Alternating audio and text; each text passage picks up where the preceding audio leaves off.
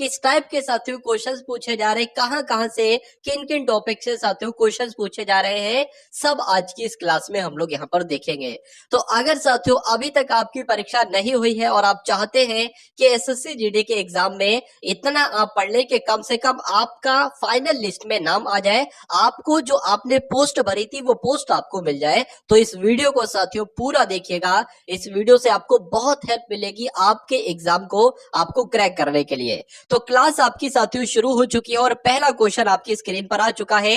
आपसे पूछा जा रहा है साथियों कि जो खाने योग्य ना हो। सबसे पहले यहाँ पर हम लोग हिंदी के क्वेश्चंस देखेंगे, उसके बाद सामान्य ज्ञान के और मैथ और रीजनिंग के साथियों वो कॉन्सेप्ट मैं आपके लिए लाया हूं जिनको अगर आप देख लेते हैं तो एग्जाम में साथियों कुछ बचता ही नहीं है, फिर सब कुछ वहां पर मैं आपका कवर कर डालूंगा। तो पहला क्वेश्चन है कि जो खाने योग्य ना हो उसके लिए एक शब्द क्या होगा, तो उसको साथियों अखाद्य कहा जाता है। क्या कहा जाता है? अखाद्य कहा जाता है। उसके बाद देखिए कि निम्नलिखित में से कौन सा शब्द स्त्रीलिंग में प्रयुक्त हुआ है। तो जब हम बात करें, देखिए आचार भी आपका पुल्लिंग है, हंस भी आपका पुल्लिंग है, पंडित भी साथियों शब्द पुल्लिंग है, लेकिन ऋतु शब्द स्त्रीलिंग है। स्त्रीलिंग है तो यही आपका सही जवाब हो जाता है। चलिए साथियों ऐसे अटपटी क्वेश्चन भी कुछ आ रहे हैं, एक दो क्वेश्चन इस टाइप के भी आ रहे हैं कि रज्जू शब्द का अर्थ क्या है। तो रज्जू को हम लोग क्या कहते हैं साथियों? रस्सी कहते हैं। रज्जू का मतलब क्या होता है? रज्जू का मतलब साथियों रस्सी होता है, ये आप लोग ध्यान रखेंगे। उसके बाद देखिए कि निम्नलिखित में से शुद्ध वर्तनी वाला शब्द इसमें से कौन सा है। देखिए आपने हजारों बार साथियों विशेष लिखा होगा और विशेष पढ़ा होगा, तो विशेष कैसे साथियों लिखते हो, कैसे लिखा होता है, तो जैसे आपका ऑप्शन नंबर ए में लिखा हुआ ऐसे साथियों आप लिखते हो। उसके बाद देखिए जो एक स्थान पर टिककर नहीं रहता उसके लिए एक शब्द अगर आपसे पूछा जाए तो आप साथियों क्या बताओगे, बताइए। यानी कि एक ऐसा बंदा जो कभी यहां पर घूम रहा है, उसी पल अगर बात करें दूसरे टाइम साथियों कहीं और घूम रहा है, फिर कहीं और घूम रहा है, मतलब हर समय घूमने वाला, यानी कि जो एक स्थान पर साथियों टिक कर नहीं रहता है उसको क्या कहा जाता है? उसको यायावर कहा जाता है। क्या कहा जाता है? यायावर कहा जाता है। इसलिए राइट आंसर आपका सी के साथ जाएगा। अज्ञान की अगर बात करें, इसका तद्भव शब्द साथियों आपसे पूछा जा रहा है, तो अज्ञान की अगर बात करें अनजान भी कह सकते हैं और अजान भी कह सकते हैं। राइट आंसर आपका जो जाएगा वो ऑप्शन नंबर ए के साथ जाएगा। उसके बाद देखिए पोषक का उपयुक्त विपरीतार्थक शब्द साथियों क्या होगा, यानी कि यहां पर आपसे जो पूछा गया है वो पोषक का विलोम पूछा गया है। पोषक का विलोम क्या होता है? पोषक का विलोम साथियों शोषक होता है। राइट आंसर आपका सी के साथ जाएगा। दीर्घायु का विलोम अगर आपसे पूछ लिया जाए तो बताने की कोशिश करेंगे क्या इस क्वेश्चन का सही जवाब होगा। तो दीर्घायु का विलोम साथियों अल्पायु होता है। देखिए दीर्घ का विलोम होता है अल्प और आयु लगा है तो साथ में आयु भी लगा दीजिए। उसके बाद देखिए कि तनु और तनु दो शब्द यहां पर है, बस फर्क साथियों इतना है, मात्राओं का फर्क है। पहले वाले में छोटे ऊ की मात्रा लगी है और बाद वाले में साथियों बड़े ऊ की मात्रा लगी है। तो इसकी अगर बात करें साथियों छोटे ऊ वाले की, यानी कि इस तनु का मतलब जो होता है वो पतला होता है और इस तनु का मतलब क्या होता है साथियों? शरीर होता है। तो राइट आंसर आपका जो जाएगा वो ऑप्शन नंबर सी के साथ जाएगा। चलिए अब उसके बाद देखिए कि हस्व स्वर का उदाहरण इसमें से कौन सा है। देखिए आपने बचपन में साथियों स्वर भी पढ़े होंगे, व्यंजन भी पढ़े होंगे, लेकिन ये हस्व स्वर क्या होते हैं? जिसमें भी साथियों छोटे आ की मात्रा लग रही है, यानी कि छोटे आ की मात्रा लग रही है, छोटी ई की मात्रा, छोटे ऊ की मात्रा, वही आपके साथियों हस्व स्वर होते हैं। अगर दीर्घ स्वर की बात करें तो बड़ा आ हो जाएगा, बड़ी ई हो जाएगा, बड़ा ओ हो जाएगा, ये आपको ध्यान रखना है। अगर बात करें हस्व स्वर को साथियों अल्प स्वर भी कहा जाता है और अल्प स्वरों की संख्या 4 होती है और हस्व स्वरों की भी संख्या 4 होती है, छोटा आ, छोटी ई, छोटा ऊ और ऋण। उसके बाद देखिए अगले नंबर का क्वेश्चन आपके स्क्रीन पर है। ढीठ शब्द का तत्सम क्या होता है? देखिए ढीठ शब्द आपने बहुत सुना होगा, ये बहुत ढीठ लड़का है, बहुत ढीठ बच्चा है। तो ढीठ तो साथियों एक तद्भव शब्द है, इसका तत्सम शब्द क्या होगा? इसको तत्सम में साथियों हम लोग धृष्ट कहेंगे।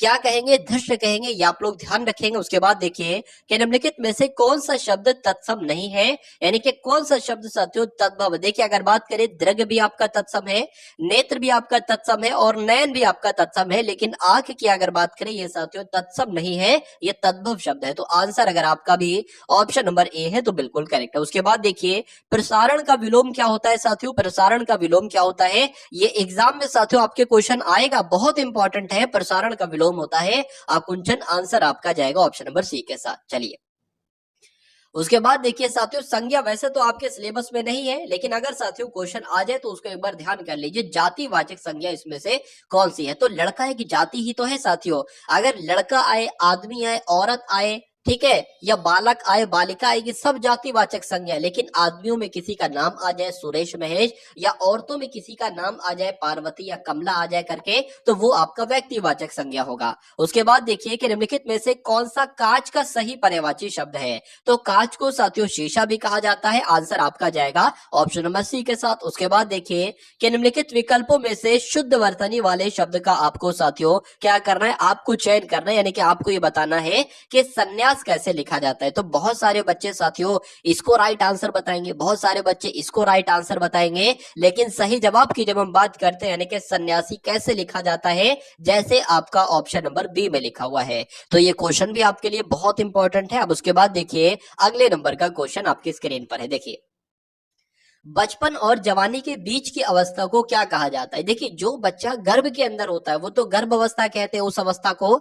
जो बच्चा सबसे छोटा होता है पैदा होने के बाद साथियों वो शैश अवस्था कहलाई जाती है। उसके बाद बाल अवस्था आती है, उसके बाद किशोर अवस्था आती है, फिर प्रौढ़ अवस्था आती है। लेकिन यहाँ पर आपसे ये पूछा गया है कि बचपन और जवानी के बीच की अवस्था को क्या कहा जाता है, तो वह संधि अवस्था कहा जाता है। ये आप लोग ध्यान रखेंगे, राइट आंसर आपका जाएगा ऑप्शन नंबर सी के साथ।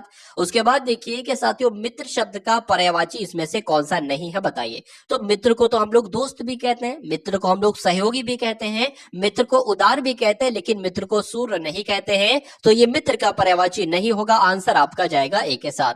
उसके बाद देखिए साथियों अगले नंबर का क्वेश्चन आपकी स्क्रीन पर है कि निम्नलिखित में से सही वर्तनी शुद्ध वर्तनी का आपको चयन करना है, बताइए। देखिए पूजनीय नहीं होता है, पूजनीय होता है, ये गलत हो जाएगी। उज्जवल मैं आपको कई बार बता चुका हूं कि उज्जवल शब्द में 2 बार जा आएगा और दोनों बार आधा आधा जाएगा।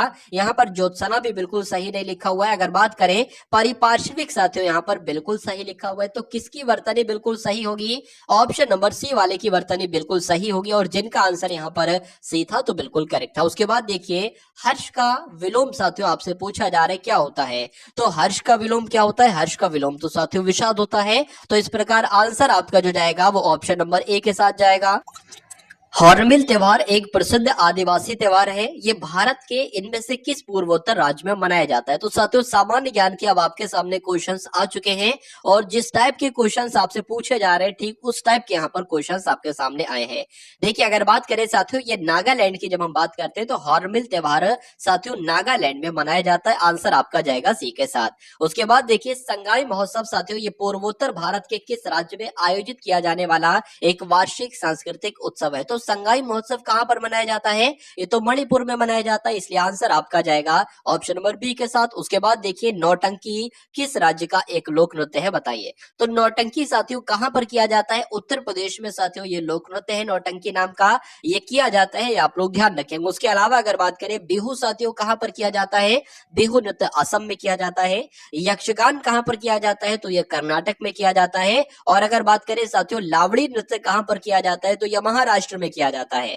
उसके अलावा मोहिनी अट्टम है, कथकली है, ये कहां का नृत्य है, ये केरल का नृत्य है, आप लोग ध्यान रखेंगे। और आंध्र प्रदेश का साथियों क्या है, तो कचिपुड़ी आंध्र प्रदेश का है। उसके बाद देखिए अगले नंबर का क्वेश्चन आपके स्क्रीन पर है कि रामखेलिया किस राज्य का एक लोक नृत्य है, बताइए। तो रामखेलिया तो साथियों कहां पर किया जाता है, यह बिहार में किया जाता है, इसलिए सही जवाब आपका जो जाएगा वो ऑप्शन नंबर सी के साथ जाएगा। चलिए उसके बाद देखिए डांडिया की अगर बात करें, डांडिया नाम आपने बचपन से सुन रखा होगा कि डांडिया एक नृत्य है, एक डांस है जो कहां पर किया जाता है, जो गुजरात में किया जाता है, इसलिए सही जवाब अगर आपका है ऑप्शन नंबर सी के साथ तो बिल्कुल करेक्ट है। इनमें से किस संगीत वाद्य यंत्र में कीबोर्ड होता है, बताइए। बताइए किसमें साथियों होता है, घतम में, संतूर में, हारमोनियम में या शहनाई में। तो अगर बात करें साथियों हारमोनियम में, आप लोग ध्यान रखेंगे जो संगीत वाद्य यंत्र है इसमें कीबोर्ड होता है, आंसर आपका जाएगा ऑप्शन नंबर सी के साथ। अब उसके बाद देखिए नेक्स्ट नंबर का क्वेश्चन आपकी स्क्रीन पर है। चलिए पंडित जसराज किस क्षेत्र में विख्यात है, यानी कि पंडित जसराज की जब हम बात करते हैं तो साथियों ये अगर बात करें ये किस क्षेत्र में प्रसिद्ध है, ये आपसे पूछा जा रहा है। तो ये तो एक शास्त्रीय संगीतकार है। कौन है, ये शास्त्रीय संगीतकार है पंडित जसराज। और एक प्रश्न आपसे पूछा जाता है कि पंडित जसराज का संबंध किस घराने से है, तो मेवाती घराने से पंडित जसराज जी का संबंध है, ये भी आप लोग ध्यान रखेंगे। उसके बाद देखिए कि निम्नलिखित में से कौन सा युग्म सही सुमेलित नहीं है, एक तरफ कलाकार है और एक तरफ साथियों कौन है, वाद्य यंत्र है, बताइए। चलिए देखिए यहाँ पर अगर बात करें साथियों, आप लोग ध्यान रखेंगे कि किशन महाराज का संबंध किससे है? तबले से है। अमजद अली खान का संबंध किससे है? सरोद से, ये सरोद वादक है। रविशंकर की अगर बात करें तो सितार वादक है। लेकिन पंडित शिव कुमार शर्मा की जब हम बात करते हैं तो शिव कुमार शर्मा ये संतूर वादक है या पखावज वादक साथियों नहीं है। तो अगर नहीं है तो इसलिए राइट आंसर आपका जो जाएगा वो ऑप्शन नंबर ए के साथ जाएगा। उसके बाद देखिए कि निम्नलिखित में से किस प्रधानमंत्री को भारत रत्न पुरस्कार दिया गया था? आपसे पूछा जा रहा है। तो वो कौन से प्रधानमंत्री थे? उनका नाम क्या था? उनका नाम मोरारजी देसाई था साथियों, जिनको भारत रत्न दिया गया। और ये भारत का सर्वोच्च नागरिक सम्मान है, ये आप लोग ध्यान रखेंगे। ठीक है, चलिए तो जिनका भी आंसर कुल मिला के ऑप्शन नंबर बी है तो बिल्कुल करेक्ट है। संयुक्त राष्ट्र सुरक्षा परिषद में कितने कितने सदस्य हैं? कितने स्थायी सदस्य हैं और कितने अस्थायी सदस्य हैं? तो संयुक्त राष्ट्र सुरक्षा परिषद में साथियों 5 तो स्थायी सदस्य हैं और 10 साथियों अस्थायी सदस्य हैं। ये पॉइंट आपको मालूम होना चाहिए, आप लोग ध्यान रखेंगे। निम्नलिखित में से किस संगठन का मुख्यालय सुमेलित नहीं है? बताइए। चलिए तो क्या साथियों आपका राइट आंसर होगा? बताने की कोशिश करेंगे, आप सभी लोग बताइए। चलिए तो पहली बात देखिए, जो कुछ पॉइंट आपको ध्यान रखना है, पहली बात आपको ये ध्यान रखना है साथियों, क्या ध्यान रखना है कि यूनिसेफ का मुख्यालय कहां पर है? न्यूयॉर्क में है। उसके अलावा अगर बात करें, देखिए ओपेक का मुख्यालय ज्यूरिक में नहीं है क्योंकि ओपेक का मुख्यालय वियना में है। तो कौन सा सुमेलित नहीं है? ऑप्शन नंबर बी वाला सुमेलित नहीं है। अब बी वाला सुमेलित नहीं है तो यही आपका बिल्कुल सही जवाब हो जाएगा। उसके अलावा अगर वर्ल्ड बैंक की बात करें तो इसका मुख्यालय वॉशिंगटन डीसी में है। नाटो के मुख्यालय की अगर बात करें तो साथियों बेल्जियम के ब्रुसेल्स में। इतनी बात आपको साथियों ध्यान रखना है। अब उसके बाद देखिए अगला प्रश्न आपकी स्क्रीन पर है कि भारत में आपातकाल की घोषणा करने का अधिकार किसके पास है? बताइए। तो ये अधिकार तो साथियों राष्ट्रपति के पास है, इसलिए आंसर आपका जो जाएगा वो ऑप्शन नंबर सी के साथ जाता है। अब उसके बाद देखिए कि यदि कोई राज्य संवैधानिक तरीके से संचालन में विफल होता है तो वहां राज्य आपातकाल लागू किया जा सकता है। इनमें से कौन सा राज्य आपातकाल की घोषणा साथियों कर सकता है? आपसे पूछा जा रहा है। तो कौन कर सकते हैं साथियों? भारत के राष्ट्रपति कर सकते हैं, इसलिए सही जवाब आपका जो जाएगा वो ऑप्शन नंबर सी के साथ जाएगा। उसके बाद देखिए भारतीय संविधान के किस अनुच्छेद के तहत सार्वजनिक नियोजन के मामले में अफसरों की समानता की गारंटी प्रदान की गई है?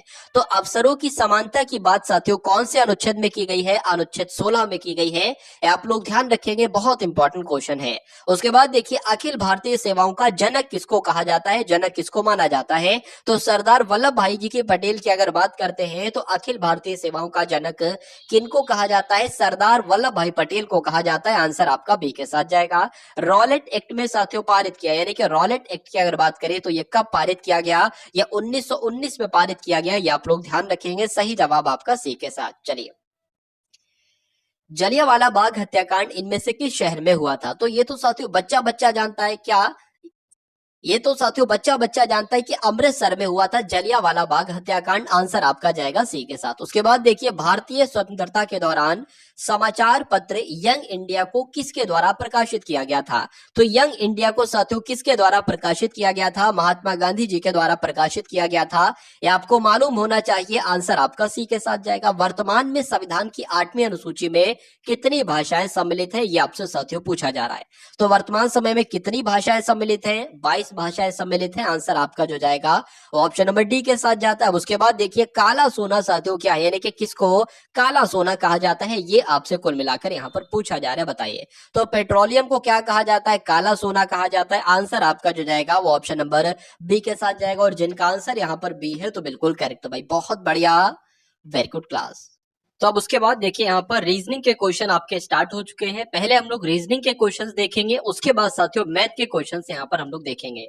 तो रीजनिंग का पहला क्वेश्चन आपकी स्क्रीन पर है साथियों। यहाँ पर सबसे पहले 9 है, उसके बाद 14 आ गया है, उसके बाद 34 आ गया है, फिर 114 है। तो आपको बताना है इसी क्रम में यहाँ पर साथियों कौन सा नंबर होगा प्रश्नवाचक चिन्ह की जगह पर, और उसके बाद 1714 आ जाएगा। देखिए कभी भी साथियों यहाँ पर अगर बात करें 9 से 14 हुआ है तो हर बच्चा बता देगा कि 9 से 14 हुआ है साथियों, यहाँ पर कितना बड़ा है? 5 बड़ा है, ठीक है। 14 से 34 हुआ है, एकदम से कितना बढ़ गया साथियों? 20 बढ़ गया। और 34 से 14 हुआ है साथियों तो 4 में से 4 जाएगा, कितना बचेगा? 0 बचेगा।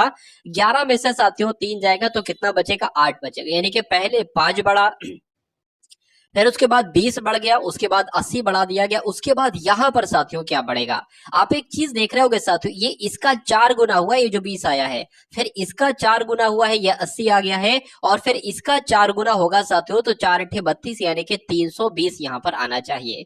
यानी कि कहा जा सकता है कि 9 में साथियों 5 जोड़ा तो 14 आ गया, 14 में 20 जोड़ा तो 34 आ गया, 34 की अगर बात करें, 34 की अगर बात करें साथियों 34 में 80 जोड़ा तो 114 के, और 114 में साथियों 320 जोड़ेंगे तो यहां पर जो नंबर आएगा वो हमें मिल जाएगा। तो 4 और 0 4 आ जाएगा, 1 और 2 साथियों 3 आ जाएगा, और 3 और 1 आपका 4 आ जाएगा। क्या साथियों यहां पर 434 ऑप्शन में है? तो बिल्कुल साथियों 434 ऑप्शन में है, तो यही आपका बिल्कुल सही जवाब हो जाता है। अब उसके बाद देखिए अगले नंबर का क्वेश्चन आपकी स्क्रीन पर है। एल एम की माँ, यहाँ पर कहा गया कि एम की माँ कौन है? एल है। तो यहाँ पर साथियों हम कहीं पर एम बना लेते हैं, और एम की माँ कौन है साथियों? एम की माँ एल है। चलिए इतनी बात आपकी समझ में आ गई। उसके बाद कहा गया कि एल की केवल 2 संतानें हैं, मतलब एल जो है एल माँ है। एल कौन है साथियों? एल माँ है किसकी? एम की है। और कहा गया है कि एल की 2 संतानें हैं, तो एक संतान तो ये हो गई और एक संतान साथियों ये हो गई। अभी पता नहीं ये कौन है, कौन सा लेटर यहाँ पर आएगा, लेकिन हमने 2 संतानें कहा है तो 2 संतानें हो गई। उसके बाद कहा गया है कि एम की बहन एन है। क्या? एम की बहन, यानी कि एम की बहन कौन है? एन है। तो कुल मिला के कहा जा सकता है ये फीमेल है एक तरीके से, इतना मालूम पड़ गया है। तो एल की 2 संतानें हैं एम, और एन एन बेटी है। उसके बाद कहा गया है कि के की बेटी एन है। के कहां पर है? के की बेटी एन है। के हम यहां पर बना लेंगे, क्यों? क्योंकि साथियों के की बेटी एन है, यानी कि इसका मतलब ये हुआ कि एल और के आपस में पति पत्नी है, ये पति है और ये पत्नी है, और इन दोनों की 2 संतानें हैं, केवल 2 संतानें हैं, एम और एन। एन बेटी है। अब उसके बाद देखिए जेड के का पोता है, यानी कि जेड जो है साथियों वो के का पोता है। अब देख लीजिए ये बेटा है, ठीक है, के का बेटा ये है, तो के का बेटा ये है, और के एम का बेटा कौन होगा? एम का बेटा साथियों जेड होगा। तभी तो कहा गया है कि जेड जो है ना, जेड ये के का पोता है, तो के का पोता कौन होगा? पहले तो के का बेटा जो होगा उसका बेटा होगा साथियों पोता। तो कुल मिला के यहां तक आपको समझ में आ गया। उसके बाद कहा गया है कि जेड की माँ ओ है। जेड क्या है? जेड ये है, तो जेड का पिता तो ये है, यानी कि इसकी पत्नी साथियों होगी ओ, और कह सकते हैं इसकी जब पत्नी हो जाएगी ओ, तो ये इसकी माँ होगी, जेड की माँ होगी। ठीक है। अब उसके बाद कहा गया है कि एन से किस प्रकार संबंधित है ओ, यानी कि एन क्या कहेगा ओ को? एन आपकी ये है, एन का भाई ये है, और एन की यानी कि अपने भाई की बीवी के बारे में पूछ रहे हैं। अपने भाई की बीवी को क्या कहा जाता है साथियों? तो भाई भाभी कहा जाता है। राइट आंसर आपका जो जाएगा वो ऑप्शन नंबर बी के साथ जाएगा। अब उसके बाद देखिए अगले नंबर का क्वेश्चन आपकी स्क्रीन पर है। देखिए इस टाइप के साथियों सवाल को करने के लिए यहां पर आप लोग देख सकते हैं क्या कैसे होगा। तो यहां पर अगर बात करें साथियों, सबसे पहले क्या आप करेंगे कि सबसे पहले लेटर काउंट कर लेंगे, कितने लेटर हैं यहाँ पर? 1 2 3 4 5 6 7 8 9 10 11 12 13 14 15 16 17 18, तो कुल मिला के साथियों 18 लेटर हैं। अब अगर बात करें या तो 3 का पेयर बनेगा या साथियों 6 का पेयर बनेगा, तो 3 का पेयर एक बार बनाकर देख लीजिए। 1 2 3, यानी कि 3 हो गए, 1 2 3 3 हो गए। अब देखिए शुरू में पीई आ रहा है, यहाँ तो पीई बन जाएगा, लेकिन यहाँ पर ई है नहीं है, तो ये साथियों आपका तरीका नहीं सही है। तो मैं कह सकता हूँ 6 का पेयर बनाकर देख लेते हैं, 6 के जोड़े 1 2 3 4 5 6, 6 आपका ये हो गया। 1 2 3 4 5 6, 6 आपका ये हो गया। 1 2 3 4 5 6 ये हो गया। अब आप देखिए अंत में पी एल ई आ रहा है, यहाँ पर एल ई तो है लेकिन पी नहीं है, तो पी हमने यहाँ पर बना दिया।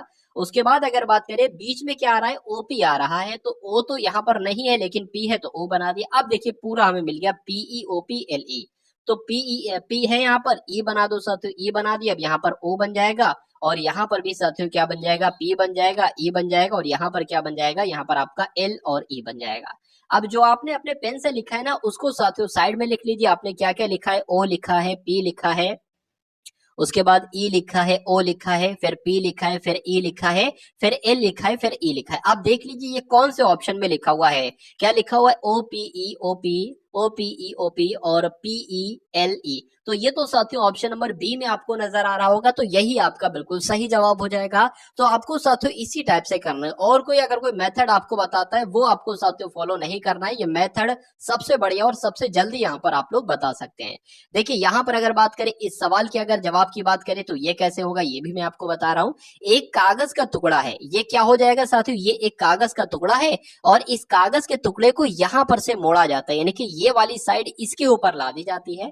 उसके बाद आपके पास ऐसा कागज आ जाता है। अब उसके बाद साथियों इसको यहां से मोड़ा जाता है और ये वाली साइड यहां पर ला दी जाती है।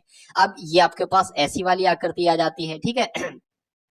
तो अब फिर से कागज को यहां से मोड़ा जाता है और ये वाली साइड यहां पर ला दी जाती है। तो अब आपके सामने ये वाली आकृति आ गई होगी।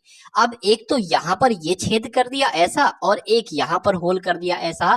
तो जब अब इस पूरी आकृति को खोलोगे और इस टाइप की आकृति बनाओगे तो आपको छेद किस टाइप से दिखेंगे, ये आपसे पूछा जा रहा है। देखिए, जब यहां पर एक ये छेद बना दो और जब इसको यहां से इस पे रखोगे, ये वाली साइड खोलोगे तो एक छेद ऐसे भी बनेगा, यानी कि इधर भी बनेगा और इधर भी बनेगा। और मैं आपको दोबारा से बता देता हूं, देखिए छोटा सा एक छेद यहां पर है तो साथियों यहां पर भी हो जाएगा, यहां पर है ना तो साथियों यहां पर भी आपको वो एक तरीके से कटिंग दिखेगी। अब आप देख लीजिए साथियों, ठीक है। अब जब यहां पर है ना तो वो चीज जब खुलेगी तो यहां पर भी वो चीज दिखेगी और वो चीज साथियों यहां पर भी दिखेगी और वो चीज साथियों यहां पर भी दिखेगी। तो ऐसे चारों में कहां पर आपको दिख रहे हैं, यहां पर तो कोई कटिंग नहीं है तो ये नहीं हो सकता। यहां पर अगर बात करें, यहां पर अलग कटिंग है और यहां पर अलग कटिंग है, इसलिए ये नहीं हो सकता। यहां पर भी साथियों यहां पर नहीं कटिंग है। यहां पर आप देख पा रहे होंगे चारों तरफ कटिंग है, चारों तरफ साथियों यहां पर एक तरीके से कटिंग है। और उसके अलावा अगर बात करें, यहां छेद, यहां होल आया है तो यहां पर भी आएगा, यहां पर भी आएगा, यहां पर भी आएगा और यहां पर भी साथियों 4 होल आपको दिख पा रहे हैं।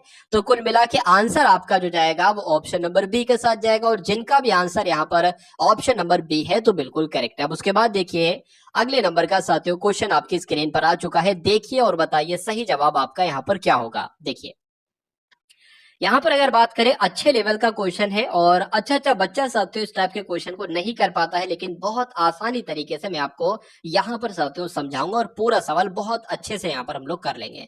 6 दोस्त हैं यहाँ पर, A B C D E F, एक वृत्त में इसके केंद्र की ओर अभिमुख होकर एक दूसरे के सम्मुख यानी बैठे हैं। तो कुल मिला के साथियों हम ये बना लेंगे, कितने लोग हैं यहाँ पर साथियों, 6 लोग हैं। देख लेते हैं, 1 2, ठीक है, 3 4 और 5 और 6, ये 6 लोग हैं। कहा गया है कि सी और डी एक दूसरे के निकट बैठे हैं। तो सी और डी, देखिए अब हमें एक दूसरे सर्किल की जरूरत होगी। वो क्यों होगी वो मैं आपको बता रहा हूं। यहां पर सबसे पहले कर लीजिए, 1 2 आपका 3 4 5 और 6। हमें इसलिए जरूरत है, कहा गया है कि सी और डी एक दूसरे के निकट बैठे हैं। मान लीजिए हमने कहां पर सी बनाया, सी हमने यहां पर बनाया और ई हमने यहां पर बनाया, ई हमने यहां पर बनाया, अंदर को बना रहे, नीचे जगह नहीं इसलिए। अब क्या पता, अब देखिए ई के बाएं ओर बैठा है सी, क्या पता साथियों ई के दाएं ओर सी बैठा हो, ठीक है। तो हम वो भी एक तरीके से बना ले रहे हैं, यहां पर ई बन जाएगा, यहां पर आपका सी बन जाएगा। जो भी हमारा सही होगा आगे बढ़ेगा उसको हम लेकर चलेंगे, बाकी एक को कट कर देंगे। तो सी और डी एक दूसरे के निकट बैठे हैं, बी और एफ भी एक दूसरे के निकट बैठे हैं। तो अभी हमें नहीं कह सकते बी एफ कहां पर बैठाना है। उसके बाद कहा गया कि ई ठीक बी के सामने बैठा है, यानी कि अगर ई ये बैठा है तो बी साथियों यहां पर बैठा है। ई अगर यहां पर बैठा है तो बी कहां पर बैठा है, बी यहां पर बैठा है। ये इतनी सी बात कही गई है। उसके बाद कहा गया है कि बी के बाएं बैठा है एफ, बी कहां पर है, बी यहां पर है। बी का बायां किधर होगा, बी का बायां ये होगा। और बी का बायां आपका किधर होगा साथियों, ये होगा। बी का बायां वे तो दाएं हो जाएगा। तो बी के बाएं ये है और यहाँ पर एफ बैठा है, बी का बायां ये है, यहाँ पर एफ बैठा है। उसके बाद देखिए ई और एफ के बीच में कौन बैठा है, तो ई ये हो गया, एफ ये हो गया। अभी और हम ऊपर का जो हमने छोड़ रखा था ना उसको देख लीजिए, सी और डी। अब एक बार दोबारा से पढ़िए, सी और डी एक दूसरे के निकट बैठे हैं। तो सी और क्या लिखा है यहाँ पर, सी और डी एक दूसरे के निकट बैठे हैं। तो डी तो अभी तक साथियों हम लोगों ने बनाई नहीं। अच्छा, इसको हमने छोड़ दिया था, इसलिए छोड़ दिया था शायद कि कहां पर बनाना है। सी और डी एक दूसरे के निकट बैठे हैं, तो सी यहां पर बैठा है तो डी यहां पर बैठा होगा। उसके बाद कहा गया कि बी और एफ भी एक दूसरे के निकट बैठे हैं, तो बी और एफ को हमने बैठा दिया था, ऐसा था, ठीक है ना। उसके बाद कहा गया है कि बी और एफ एक दूसरे के निकट बैठे हैं, बिल्कुल निकट बैठे हैं। ई ठीक बी के सामने बैठा है, ई ठीक बी के सामने बैठा है। बी के बाएं बैठा है एफ, बी के बाएं बैठा है एफ। और ई और एफ के बीच में कौन बैठा है, ई ये हो गया, एफ आपका ये हो गया। तो देखिए अब ए से कहां तक था, एफ तक था। ए की अगर बात करें, ए ही यहां पर नहीं है, बाकी सब हैं। ए ये हो जाएगा, बी ये हो गया, सी ये हो गया, डी ये हो गया, ई ये हो गया, एफ हो गया। तो ई और एफ के बीच में कौन बैठा है साथियों, ए बैठा है। तो ए आपका बिल्कुल सही जवाब हो जाएगा। तो ए कौन से ऑप्शन में, ऑप्शन नंबर ए में है, तो यही आपका बिल्कुल सही जवाब है भाई। बहुत बढ़िया, वेरी गुड क्लास। दिए गए समीकरण को सही करने के लिए किन दो संख्याओं यानी कि अंकों को नहीं संख्याओं को आपस में बदला जाना चाहिए, ये आपसे कुल मिला के यहाँ पर कहा जा रहा है। देखिए और बताइए सही जवाब आपका क्या होगा।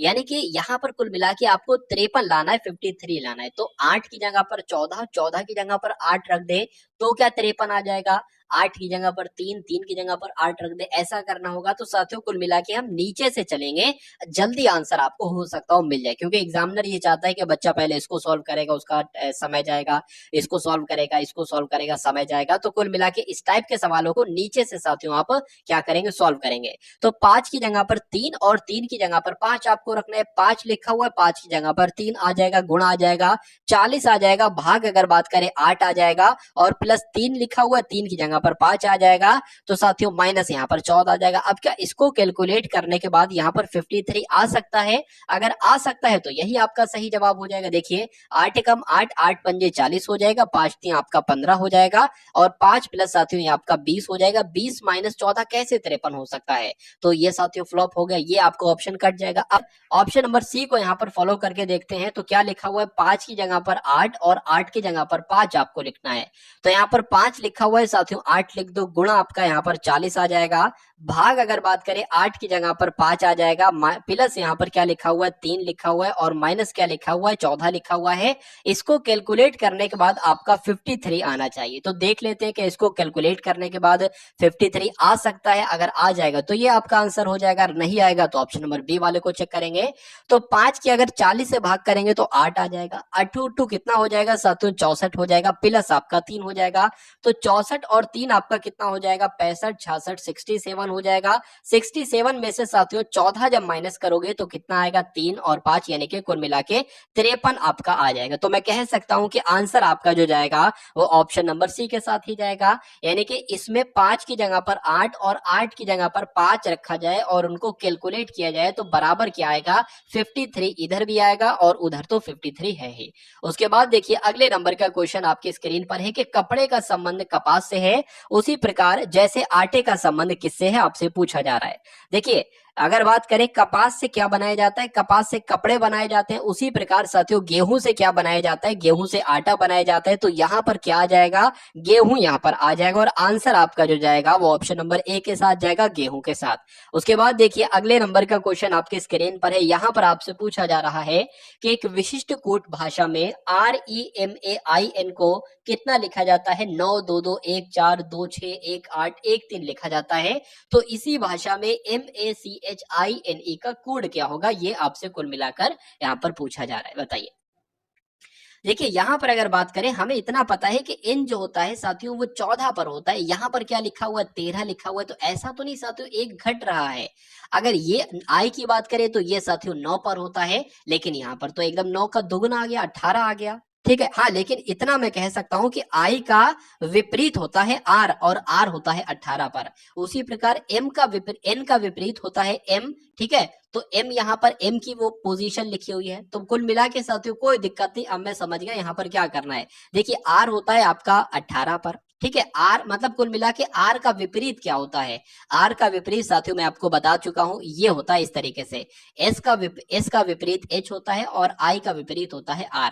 तो i यहाँ पर क्या आ जाएगा, i आ जाएगा, लेकिन हम i नहीं लिखेंगे, i की पोजीशन लिखेंगे, i 9 नंबर पर होता है।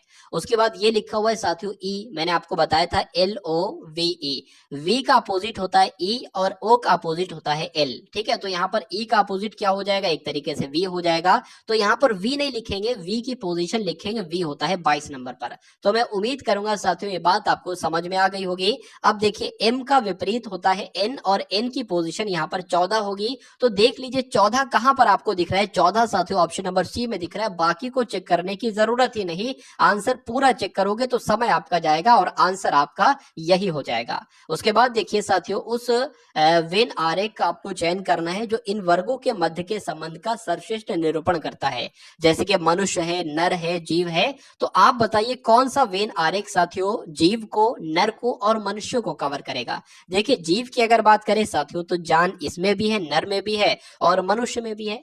तो मैं किस टाइप से बना सकता हूं साथियों, देखिए जो सबसे बढ़िया मुझे लग रहा है ना, मान लेते हैं साथियों ये क्या हो जाएंगे, ये आपके मनुष्य हो जाएंगे। ठीक है, और ये आपके क्या हो जाएंगे, नर हो जाएंगे। ठीक है, क्योंकि कहा जा सकता है कि साथियों कुछ नर मनुष्य होंगे। ठीक है, अब मनुष्य में तो साथियों लेडीज भी आ जाएंगी, लेकिन कुछ मनुष्य नर होंगे और कुछ नहीं होंगे। तो कुल मिला के इस टाइप का आपको कहां दिख रहा है साथियों, ऐसा तो ऑप्शन नंबर बी में दिख रहा है, क्योंकि साथियों कुछ मनुष्य लेडीज होंगे और कुछ मनुष्य आपके नर होंगे। ठीक है, तो आंसर आपका अगर है ऑप्शन नंबर बी के साथ तो बिल्कुल करेक्ट है। अब उसके बाद देखिए अगले नंबर का क्वेश्चन आपकी स्क्रीन पर है। यहां पर अगर बात करें कि कथन आपके सामने है कि सभी पतंगे वायुयान है, तो क्या कहा गया है साथियों, सभी पतंगे वायुयान हम लोग बना लेते हैं, सभी पतंगे क्या बना लेते हैं, वायुयान। ये आपकी साथियों पतंग हो गई। उसके बाद कहा गया है कि सभी वायुयान कागज हैं। ठीक है, सभी पतंगे वायुयान है, यहां पर हमने वायुयान बना ली। ठीक है, और सभी वायुयान क्या है, सभी वायुयान आपके कागज हो जाएंगे, सभी वायुयान आपके कागज हो गए। अब निष्कर्ष देखिए साथियों कि सभी पतंगे कागज हैं। बिल्कुल साथियों, सभी पतंगे जो है ना वो कागज ही है, तो ये बिल्कुल सही हो जाएगा। कोई भी कागज वायुयान नहीं है। देखिए कथन आपका पॉजिटिव, कथन आपका पॉजिटिव, तो नेगेटिव आंसर नहीं हो सकता है, तो ये आपका गलत हो जाएगा। तो केवल निष्कर्ष एक निकलता है, ऐसा कहीं पर साथियों लिखा हुआ है कि ऑप्शन में बिल्कुल लिखा हुआ है केवल निष्कर्ष एक अनुसरण करता है, ऐसा आपका ऑप्शन नंबर डी में लिखा हुआ है, तो यही आपका बिल्कुल सही जवाब हो जाता है। भाई बहुत बढ़िया, वेरी गुड क्लास। तो अब उसके बाद देखिए साथियों, अब आपके सामने यहाँ पर मैथ के क्वेश्चन स्टार्ट हो चुके हैं। 10 क्वेश्चन आपने देखे रीजनिंग के और 10 क्वेश्चन आप टॉप लेवल के देखेंगे साथियों यहाँ पर मैथ के। तो यहाँ पर कुल मिला के 60 क्वेश्चन साथियों हम लोग देख रहे हैं। वैसे 80 क्वेश्चन आते हैं एग्जाम में, 60 क्वेश्चन यहाँ पर आप लोग देखेंगे। 15 लड़के किसी कार्य को 10 दिन में करते हैं। उसके बाद कहा गया है कि 12 लड़कियां उसी काम को 15 दिन में करती हैं। यदि सभी 15 लड़के और 12 लड़कियां एक साथ काम करते हैं तो पूरा काम कितने दिनों में होगा। इस क्वेश्चन की अगर बात करें, जितनी कठिन इसकी लैंग्वेज बना दी गई है, ये उतना ही आसान क्वेश्चन है। आपको क्या मतलब साथियों लड़कों से, कि लड़के 15 हो चाहे लड़कियां कितनी हो, आप तो इतना समझो कि लड़के किसी काम को 10 दिन में करते हैं और लड़कियां उसी काम को 15 दिन में करती हैं। तो अगर बात करें साथियों, बॉयज किसी काम को साथियों 10 दिन में करते हैं और गर्ल्स उसी काम को 15 दिन में करते हैं, तो दोनों मिलकर अगर काम करें तो कितने दिन में कर पाएंगे। ये नंबर आपको सिर्फ दिया है कंफ्यूज करने के लिए, आपको कुछ नहीं करना है। एक ऐसा नंबर ले लेना है जो 10 के पहाड़े में भी हो, जो 15 के पहाड़े में भी हो, तो 10 तिया 30 हो जाएगा, 15 दुना आपके कितने हो जाएंगे, 30 हो जाएंगे। यानी कि कहा जा सकता है कि बी एक दिन में 3 काम करता है, और सॉरी बी नहीं बल्कि लड़के एक दिन में 3 काम करते हैं और लड़कियां एक दिन में 2 काम करती हैं, और टोटल काम कितना है, 30 टोटल काम है। तो जब ये दोनों एक दिन में अगर बात करें 5 काम करेंगे और टोटल काम 30 है, तो टोटल काम 30 है और एक दिन में 5 काम हो रहा है, तो 30 काम कितने दिन में हो पाएगा, 6 दिन में हो पाएगा। तो 6 आपका राइट आंसर हो जाएगा। और 6 कौन से ऑप्शन में है, तो ऑप्शन नंबर सी में है। अब उसके बाद देखिए अगला प्रश्न आपकी स्क्रीन पर है, इसको देखिए साथियों और इसको सॉल्व करने की कोशिश कीजिए और राइट आंसर बताइए क्या हो सकता है। अब उसके बाद देखिए साथियों, 12 माइनस 3 प्लस 4 ऑफ 2 भाग 8 माइनस 8 माइनस 6 रूट 3। अब ब्रैकेट में साथियों आप देख सकते हैं, आप सबसे छोटे वाले सबसे अंदर वाले ब्रैकेट में ये है, तो ये आपका सॉल्व हो जाएगा। 3 एकम 3, 3 दूना आपका तो 6 हो जाएगा।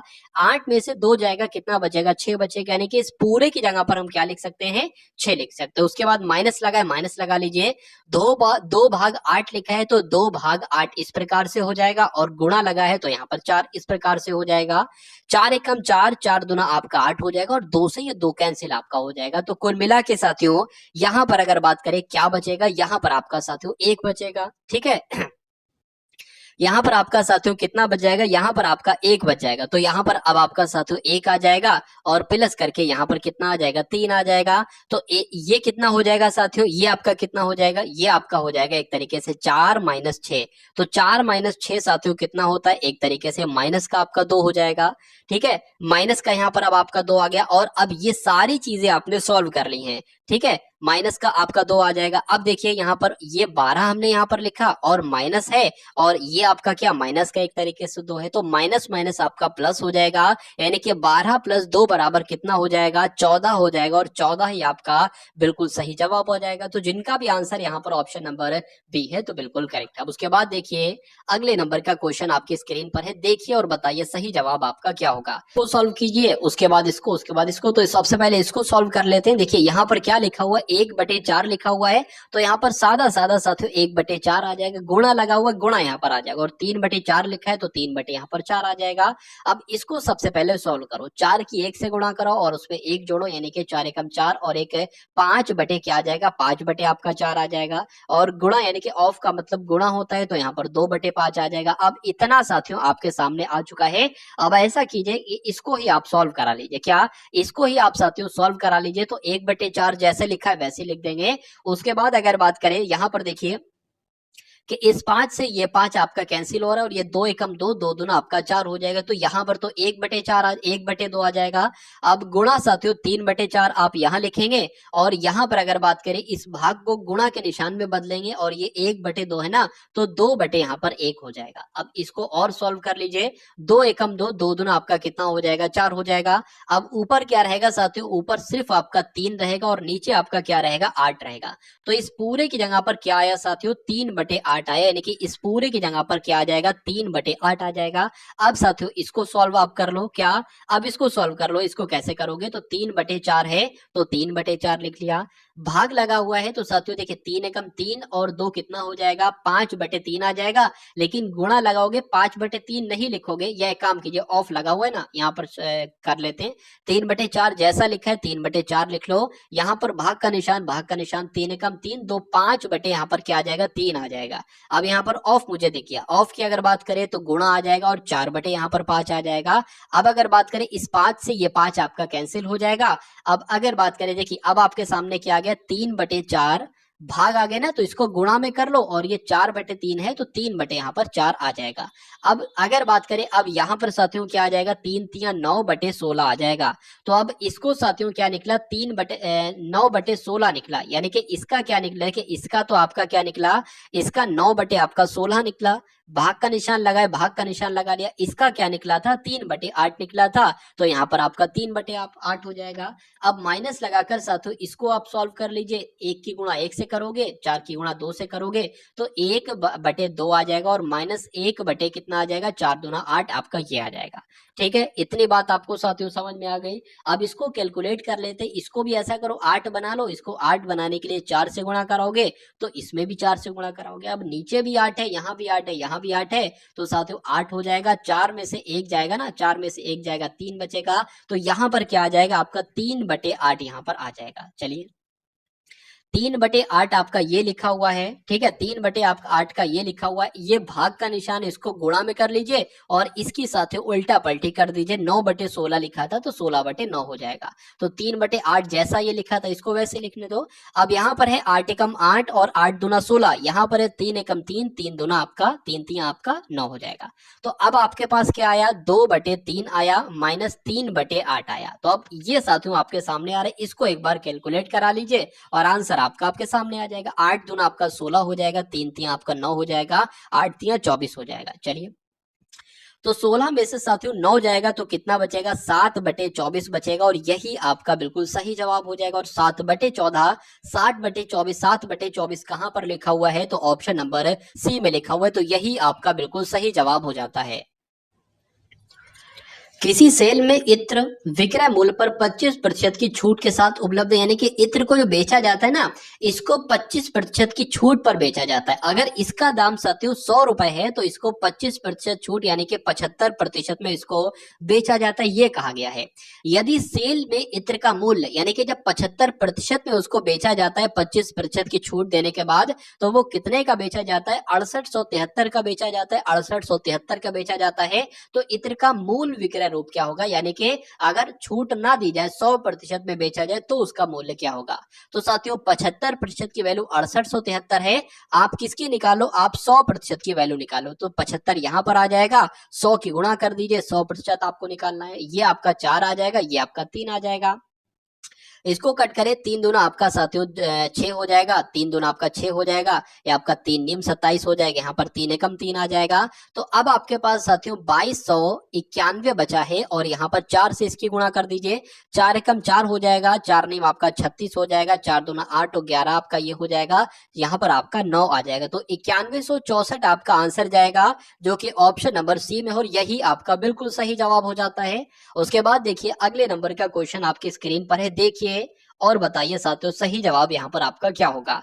यहाँ पर लिखा हुआ है कि अमन अपनी आय का 74% खर्च करता है। यदि उसका व्यय 30% बढ़ जाए और बचत 25% बढ़ जाए तो उसकी आय में कितने प्रतिशत की वृद्धि होगी। देखिए यहाँ पर तीन चीजों की बात की गई है। यहाँ पर एक तो साथियों आय की बात की गई है, उसके बाद यहाँ पर साथियों खर्च की बात की गई है, और यहाँ पर साथियों बचत की एक तरीके से बात की गई है। तीन चीजों की यहाँ पर बात की गई है।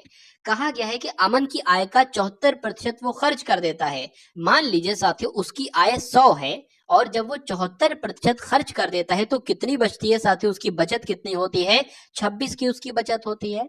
उसके बाद कहा गया है कि यदि उसके व्यय कितना करता है साथियों, व्यय एक तरीके से खर्च एक ही होता है। तो जब वो 74 रुपए खर्च करता है लेकिन 30% बढ़ जाता है, अगर उसके व्यय को, उसके खर्च को 30% बढ़ा दिया जाता है तो पहले तो इसका 30% कितना होगा ये निकाल लो, या ऐसे निकाल लो 130% निकाल लो, हमें ये पता चल जाएगा कि 74% से वो कितना बढ़ाता है।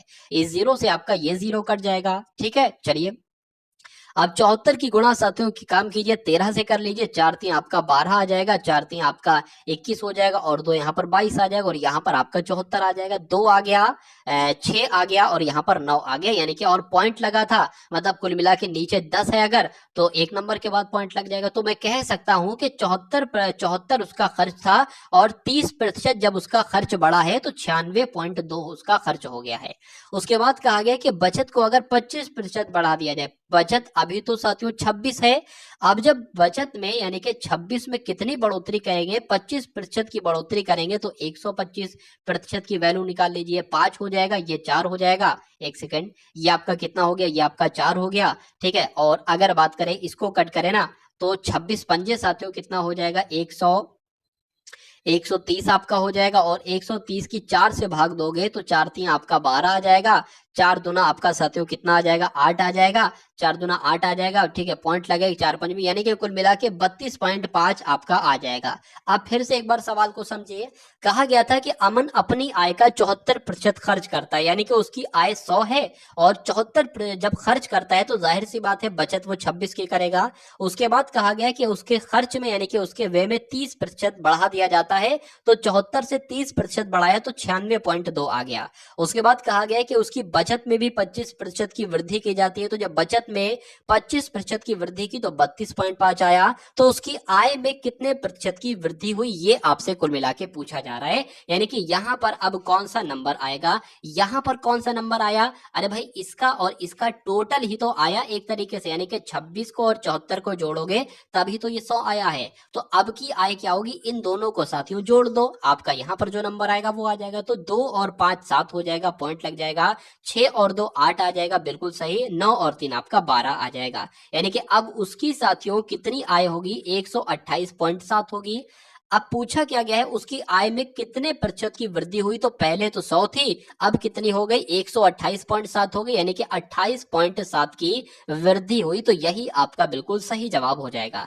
इसको प्रतिशत में नहीं बदलेंगे क्योंकि ये तो पहले से ही मामला सब प्रतिशत में ही चल रहा था। तो जिनका भी आंसर, जो लोग भी यहाँ पर ऑप्शन नंबर ए के साथ है तो बिल्कुल करेक्ट भाई, बहुत बढ़िया, वेरी गुड क्लास। एक वर्ष पूर्व ए और बी की आयु कितनी थी साथियों, 4:3 थी, यानी कि ए की आयु अगर 4 थी तो बी की आयु कितनी थी, 3 थी। एक वर्ष पहले की बात चल रही है, यानी कि ए की आयु हो सकता हो 40 हो तो बी की आयु 30 हो। उसके बाद कहा गया कि अब से 7 वर्ष पश्चात, यानी कि 7 वर्ष के बाद उनकी आयु का अनुपात कितना हो जाता है, 9:7 हो जाता है। तो बी की वर्तमान आयु कितनी होगी आपसे पूछी जा रही, तो ए की वर्तमान आयु भी बता देंगे और बी की वर्तमान आयु भी बता देंगे। यहां पर अगर बात करें कि एक वर्ष पहले ए की आयु मान लेते 4x थी और बी की आयु कितनी थी, 3x थी। तो हम अगर बात करें, देखिए ये 4x है और ये आपके 3x है, ये ए और बी की आयु है लेकिन एक वर्ष बाद की। तो एक वर्ष अगर हम इसमें जोड़ देते हैं तो ये क्या बन जाएगी, ये वर्तमान टाइम की साथियों उम्र एक तरीके से बन जाएगी। ठीक है ना, वर्तमान आयु यहां पर बन जाएगी। और यहां पर कहा गया है कि 7 वर्ष के बाद ए की आयु कितनी हो जाती, 9 हो जाती। तो हम ये नहीं कर सकते कि इसमें 7 और जोड़ दे और इसका ये अनुपात बराबर हो जाए, कोई दिक्कत नहीं है साथियों, 7 इसमें भी जोड़ना पड़ेगा। देखिए अभी ये एक वर्ष पहले की उम्र थी, तो ये जब इसमें 1 जोड़ देंगे तो ये वर्तमान समय की उम्र निकल आएगी। हमें जो अनुपात दिया गया उसके बराबर हमें करना है ना, और ये अनुपात 7 वर्ष बाद का है, तो इसमें भी हमें 7 वर्ष ही तो जोड़ना पड़ेगा, तभी तो ये दोनों बराबर हो पाई, वरना बराबर कहे कैसे सकते हैं। तो अब यहाँ पर अगर बात करें, देखिए 4x आपका प्लस 7 और एक आपका 8 हो जाएगा। उसके बाद अगर बात करें 3x प्लस आपका यहाँ पर 8 हो जाएगा, बराबर यहाँ पर क्या हो जाएगा 9 बटे यहाँ पर 7 हो जाएगा। अब इसको कैलकुलेट करा लीजिए, 7 की 4 से करोगे साथियों तो कितना निकल कर आएगा आपका 28x आ जाएगा, प्लस 7 अट्ठे कितने हो जाएंगे 56 हो जाएंगे, 9 तीन आपका 27x हो जाएगा, प्लस 9 अट्ठे आपके 72 हो जाएंगे। अब देखिए 28x आपका ये लिखा हुआ है, माइनस का 27x आ जाएगा, प्लस का या प्लस का है ना बराबर के इधर आएगा तो ये हो जाएगा, और 72 माइनस कितना हो जाएगा 56 हो जाएगा। यानी कि x बराबर साथियों आपका क्या निकलेगा, एक तरीके से अगर बात करें तो देख लीजिए 12 में से 6 जाएगा तो 6 बचेगा, 6 में से 5 जाएगा 1 बचेगा, यानी कि x की वैल्यू अब हमको क्या चल गई मालूम पड़ गई। चलिए अब यहां पर अगर बात करें, देखिए किसकी पूछी गई थी, बी की वर्तमान पूछी गई थी। जब बी की अगर बात करें, ये तो 1 साल पहले की उम्र है, तो 1 साल पहले की उम्र है, इसमें 1 जोड़ दोगे ये आपकी वर्तमान उम्र में पता चल जाएगी। तो 3x की अगर बात करें यानी कि 16x प्लस 1 ये क्या होगा, ये बी की वर्तमान आयु हो जाएगी। तो 16 तीन आपका कितना हो जाएगा 32, 16 तीन आपका कितना हो जाएगा 48 हो जाएगा, 48 और एक आपका 49 हो जाएगा। तो ये तो बी की उम्र निकलेगी। अगर आपसे ए की उम्र पूछता ना तो ए की उम्र भी साथियों बतला देते। ए की अगर बात करें 4x प्लस 1 है, यानी कि 16 चौक आपका 64, 64 और आपका एक 65 हो जाएगा। तो कुल मिला के आंसर आपका जो जाएगा वो ऑप्शन नंबर ए यानी कि 49 के साथ जाएगा। उसके बाद देखिए अगला प्रश्न आपके स्क्रीन पर है, बताइए। यहाँ पर कहा गया है कि 846 में एक गिटार को बेचने पर राखी को 6% की हानि होती है। देखिए यहाँ पर कहा गया 6% की हानि होती है, यानी कि वो गिटार साथियों 94% में बेची गई है, और 94% की वैल्यू क्या दे रखी है 846 दे रखी है। तो अगर 8% का लाभ प्राप्त करना हो तो गिटार को कितने रुपए में बेचा जाना चाहिए, तो मैं कह सकता हूँ साथियों 846 94%, ये 1% की वैल्यू आपकी निकल आएगी। इसको क्या निकालना है, 8% का लाभ चाहिए ना, तो इसको 108% में बेचो। कितने रुपए में बेचो 108, यहाँ पर कुल मिलाकर आ जाएगा। ठीक है ना, क्या आ जाएगा साथियों 108 यहाँ पर कुल मिलाकर आ जाएगा। अब इसको कैलकुलेट करा लो और आंसर आपका आपके सामने आ जाएगा। अगर बात करें 2 से यहाँ पर साथियों 54 आ जाएगा, 2 से इसको करेंगे 2 चौक आपका 8, 2 सत्य आपका 14 हो जाएगा। ठीक है, अब अगर यहाँ पर अगर बात करें साथियों इसको अब ये कैसे कट करें, देखिए ये एक काम ये भी कर सकते हो कि 54 की गुणा 846 से करा लो। तो 54 की गुणा साथियों 54 की गुणा किससे करा देते हैं 846 से करा देते हैं। 6 चौक आपका 24 हो जाएगा, 4 चौक 16 और 18 हो जाएगा, 4 अट्ठे 32 और एक साथियों 33 आपका हो जाएगा, 5 छंग आपके 30 हो जाएंगे, 5 चौक 20 आपका 23 हो जाएगा, 2 लग जाएगा 8 पंच 40 और 2 आपके 42 हो जाएंगे। तो अगर बात करें 4 आ जाएगा, 8 आ जाएगा, 6 आ जाएगा, 5 आ जाएगा, 4 आ जाएगा। तो अब अगर यहाँ पर बात करें 45,684 की भाग आपको देना है साथियों, किससे देना है 47 से देना है। देखिए अगर ये 47 होता ना तो इसको डायरेक्ट हम 10 से काट देते, यानी कि यहाँ कहीं पर 10 आ जाता, लेकिन अब अगर बात करें इसको साथियों 9 से काटना होगा।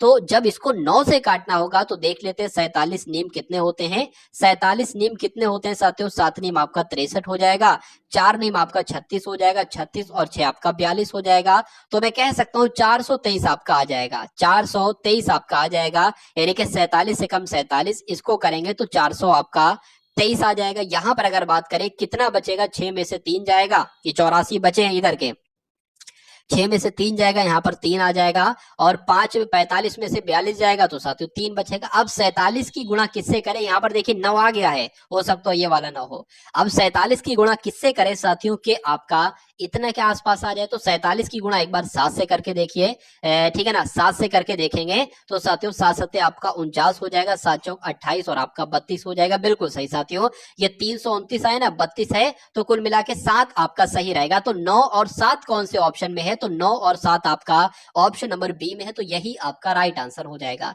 और अगर आगे बढ़ा के कट करोगे तो 2 बार में भी 1 बार जाएगा, तो आंसर जिनका भी यहाँ पर बी है तो बिल्कुल करेक्ट। अब उसके बाद देखिए अगले नंबर का साथियों क्वेश्चन आपकी स्क्रीन पर है, देखिए और बताइए सही जवाब आपका क्या होगा कि 7%, 12%, 5% की 3 क्रमिक छूट दी गई हैं, तो उनके समतुल्य एकल छूट साथियों कितनी होगी। कभी भी इस टाइप से क्वेश्चन आ जाए तो आपको कुछ नहीं करना है साथियों, आपको क्या करना है मैं आपको यहाँ पर बता देता हूं। देखिए 100 - 100 अब यहाँ पर छूटे लिख दीजिए, 100 माइनस 100 तो लिखना है, 7% की छूट दी गई, यानी कि उसको कितने में बेचा गया, 93% में बेचा गया, यानी कि 93/100। उसके बाद साथियों गुणा आ जाएगा, 12% की अगर बात करें छूट दी गई, यानी कि 88 बटे कितना आ जाएगा, 88/100 आ जाएगा। 5% की छूट दी गई, यानी कि साथियों 95/100 आ जाएगा। अब इसको कैलकुलेट कर लो, आंसर आपका आपके सामने आ जाएगा। इस 100 से साथियों ये आपका 100 कट जाएगा। अब ये 100 मौजूद है, इस 100 यानी कि जो इसको कैलकुलेट करके आएगा ना, उसको हम 100 में से घटाएंगे। अब अगर ये तो 100 कट गया, इसकी अगर बात करें यहाँ पर 19 आ जाएगा, और यहाँ पर कितना आ जाएगा साथियों, एक तरीके से 20 आ जाएगा। अब अगर इसको कट करें साथियों, ये आपका क्या है, ये आपका 19 है, ध्यान रखना। इसको 2 से कट करें 10 आ जाएगा, और ये क्या आ जाएगा, 2 चौक 8, 2 चौक 8 आपका आ जाएगा। ठीक है, अब नीचे आपका क्या है, नीचे आपका साथियों 1000 है, याद रखिएगा, नीचे आपका 1000 है, और ऊपर आपका क्या है, 93 है, 44 है, और साथियों 19 है यहाँ पर। ठीक है, इतनी बात आपको साथियों मालूम हो चुकी होगी। अब एक बार ऐसा कीजिए कि इन सब की एक बार गुणा करा लीजिए, आप इन सब की एक बार गुणा करा लीजिए। गुणा करा लेते हैं तो 44 की 19 से गुणा कराएंगे साथियों, कितना आएगा, 9 चौक आपके 36 हो जाएंगे, 9 चौक आपके 36 और 3 39 हो जाएंगे। यहाँ पर 44 44 आ जाएगा, 6 13 साथियों 8 आ जाएगा। यानी कि अगर बात करते हैं कितना आएगा इन दोनों की गुणा कराने के बाद, 836 आएगा, और 836 की गुणा साथियों अब 93 से करा लीजिए। 6 3 18 हो जाएगा, 3 3 9, और एक आपका साथियों कितना हो जाएगा, 3 3 9, और एक आपका 10 हो जाएगा। 8 3 24, और एक साथियों कितना हो जाएगा, 25 हो जाएगा। गुणा लग जाएगा, 9 5 45, 9 6 आपके 54 हो जाएगा, 5 आ जाएगा, 9 3 27, और 5 आपका 33 आ जाएगा, 9 8 72, और 3 आपका 75 यहाँ पर आ जाएगा। 8 आ जाएगा, 4 आ जाएगा, 8 आ जाएगा, 7 आ जाएगा, 7 आ जाएगा। यानी कि अब इसकी जगह पर क्या आ जाएगा, 77,848 आ जाएगा, और नीचे कितना आ जाएगा, 1000 आ जाएगा। अब और इसको साथियों 100 में से भी माइनस करना है, ये वाले में से।